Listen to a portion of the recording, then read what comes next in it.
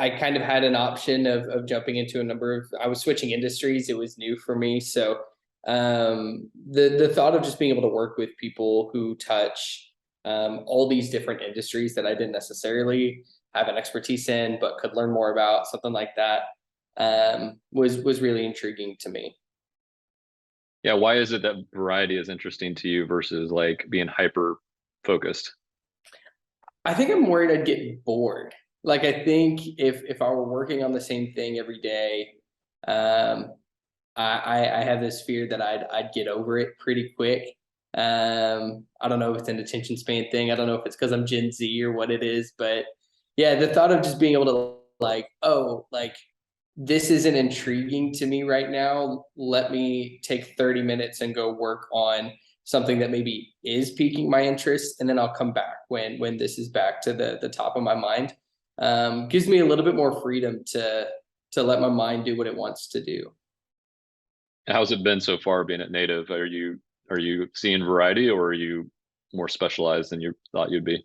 No, I've seen a lot of variety. I've got a couple clients that I work with pretty consistently, but I think for the most part, um, been on a bunch of different projects, and there's a lot of times where somebody will just slack me and just say like, "Hey, I've got this question and I don't have time to answer it.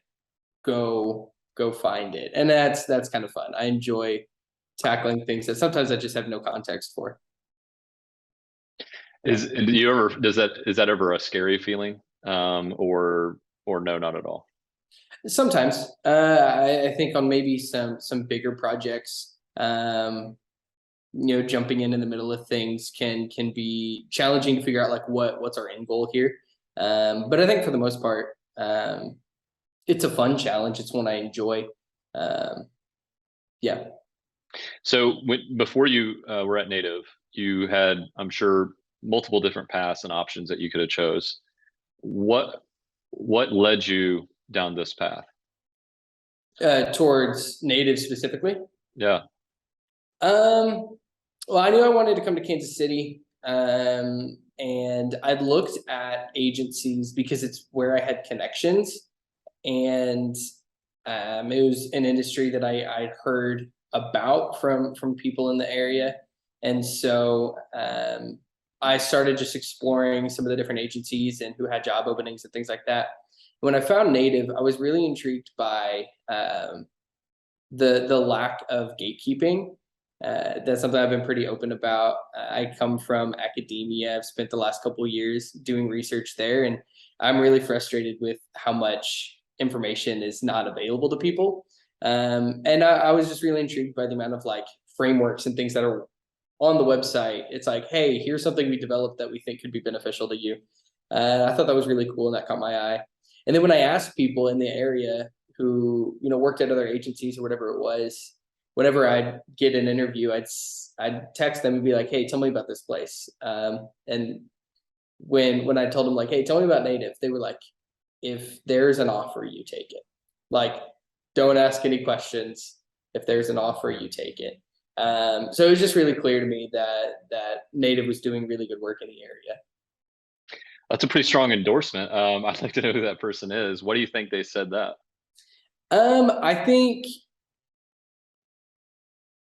I think a lot of it came down to what they'd heard about the culture here. As much as it is product that people are putting out, I think that's a huge part of it too. But I think um, beyond being impressed with the work Native is doing, I think they were impressed with, hey, here's what it's like to work there. Here's what I've heard from people who have been there. Seems like a great place. People seem to really enjoy it. Um, and so they were really into that. Well, it's interesting you mentioned the gatekeeping and sort of our resources that we put out there. We always hope that people get access to them and can use them and put them to work. We use them too, and Yeah. we do think they're helpful. That's why we put them out there. And now you and I have actually teamed up and put together a few that we're putting out there as well. So it's kind of nice how that came full circle for you. Yeah, yeah, I like it. It didn't take very long before you put your name on at least two of them. I think we have a third in the works as well, right? Yeah, I think so. So yeah, no, that happened a lot quicker than I thought it would. internally you're earning a reputation for the guy who can like help us get smart pretty quickly on clients. Is that a reputation you like, or there do you feel like that's well deserved?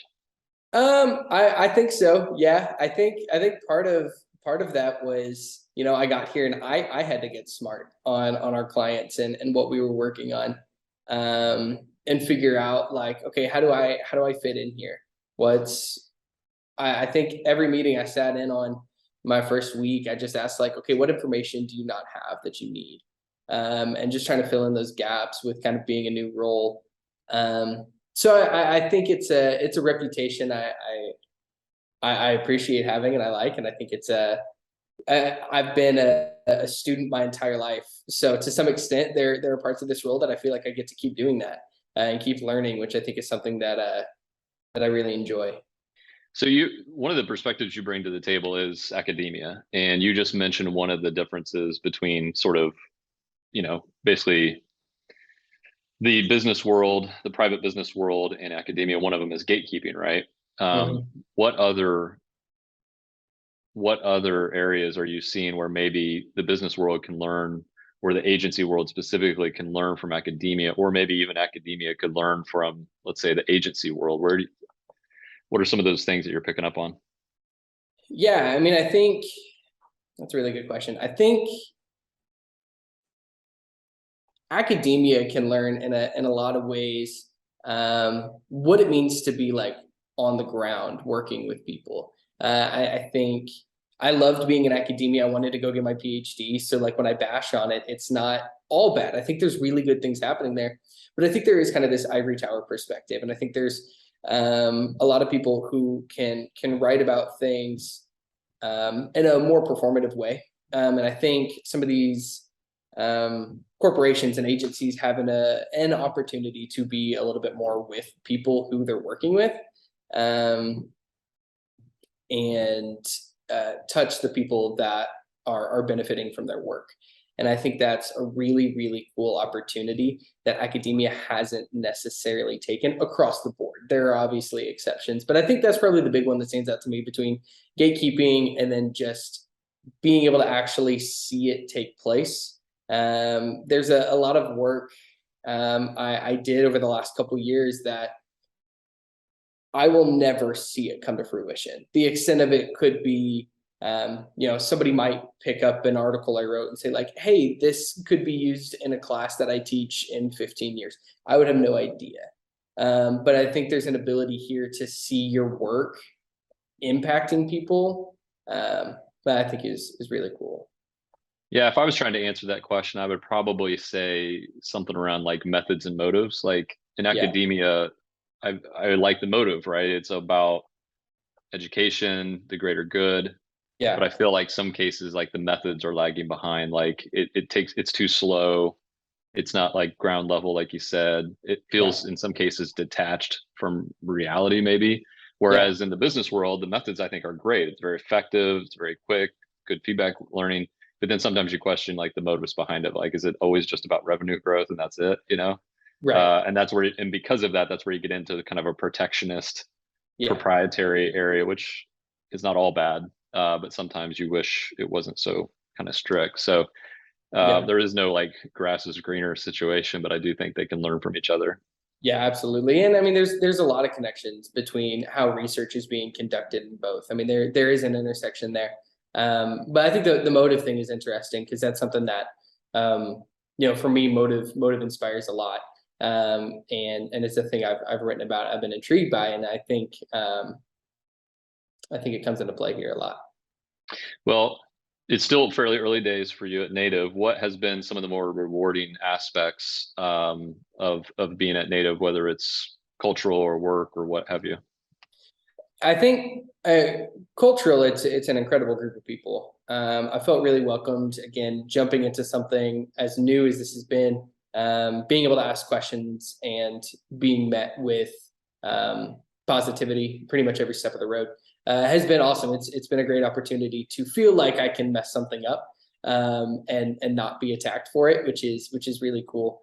I'm still getting used to not getting like an actual grade for something, so getting that feedback has been really helpful. But in terms of the work, I think I've been able to be a part of some cool projects that I don't think I would have necessarily been able to be a part of at other places. I think having the workload I have has been really, really cool, and being able to be a part of projects that I think I can see the application of it and I can see where it's going um, has been really cool for only being 90 days into a new career. Yeah, having that gratification of seeing the throughput of your work, I think, is one of the best parts of what we do. It's decent. It's fairly short timelines, which means you have to hustle, Yeah, but it also means you get to see it in the wild, see it live. And yeah, our hope has always been that we have a company that is tight knit enough and small enough where, especially someone like yourself, who's really at the very beginning of the process, that the work you do didn't get lost going through the different stages, right? 'Cause it's very easy to do, especially the larger company you go. Like, yeah, you're so proud of like an insight, and you look at the very next step, and it's like, oh, where'd that go? Where'd that go? yeah. So Yeah, it's been cool, and I really enjoy my role because I get to work with kind of each department a little bit at least. And I don't know how normal that is, but for me, I think it's been cool for me to see kind of every limb of this tree and seeing how they all work together.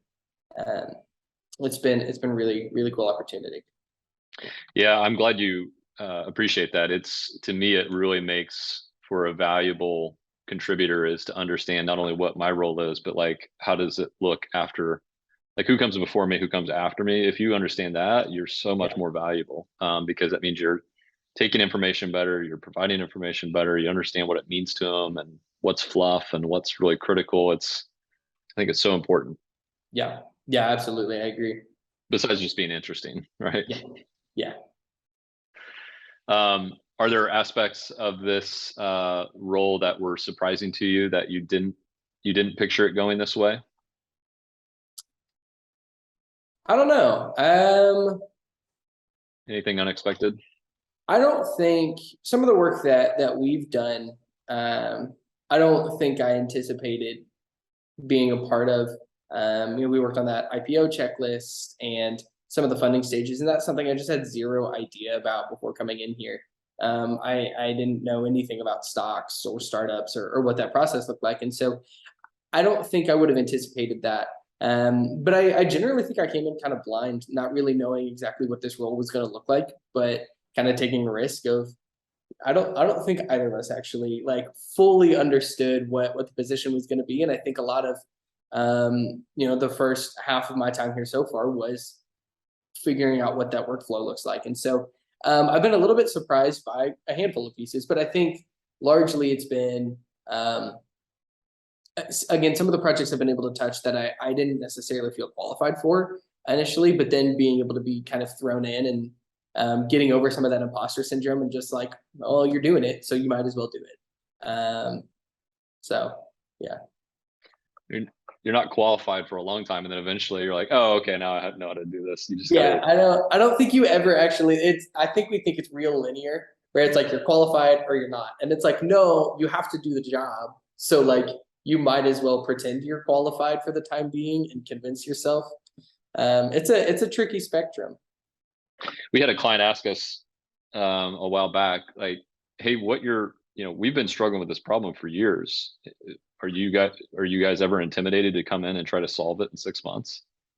And I had never been asked that before, so I never really thought about that. And I thought, no, I can't think of the last time we were ever like intimidated by it. I can think of some time where I'm like, man, I hope we can improve the results, as much as we think we can or whatever. But in Yeah. terms of ever being nervous that we wouldn't solve it, I've never had that feeling. And I don't know if it's just because we've had pretty good success rates, or it's just we have trust in the process or trust in our team. I don't know, but I've personally never felt like that. I don't know if others here have, but I think it's not that we're experts and we have 100% batting average, but I think we're pretty confident in like always moving the ball forward, always getting pretty close to our projections, things like that. Yeah, I think there's always at least some form of like progress. We're always moving the needle in some way, which I think is, worst case scenario it's progress. And I think that's a really good thing to be able to claim, no matter what the situation is. And I think being able to trust that the folks here are going to be able to move that needle at least a little bit and make that progress is a good safety net at the very minimum.